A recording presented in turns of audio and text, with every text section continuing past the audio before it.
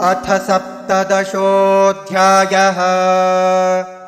अर्जुन उवाच ये शास्त्रविधिमुत्सृज्य यजन्ते श्रद्धयान्विताः तेषां निष्ठा तु का कृष्ण सत्त्वमाहो रजस्तमः।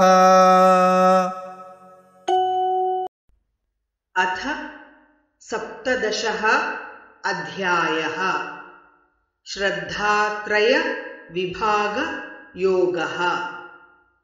अर्जुनः उवाच ये शास्त्रविधिम् उत्सृज्य यजन्ते श्रद्धया अन्विताः तेषां निष्ठा तु का कृष्ण सत्वम् आहो रजः तमः। अथ सप्तदशोऽध्यायः। श्रद्धात्रयविभागयोगः। अर्जुन उवाच ये शास्त्रविधिमुत्सृज्य यजन्ते श्रद्धयान्विताः तेषां निष्ठा तु का कृष्ण सत्त्वमाहो रजस्तमः।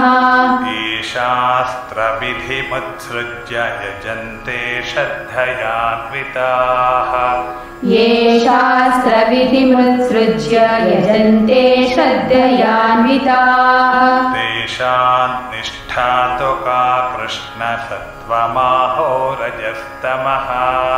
तेषां निष्ठा तु का कृष्ण सत्त्वमाहो रजस्तमः। ये शास्त्रविधिमुत्सृज्य यजन्ते श्रद्धयान्विताः तेषां निष्ठा तु का कृष्ण सत्त्वमाहो रजस्तमः। ये शास्त्रविधिमुत्सृज्य यजन्ते श्रद्धयान्विताः तेषां निष्ठा तु का कृष्ण सत्त्वमाहो रजस्तमः।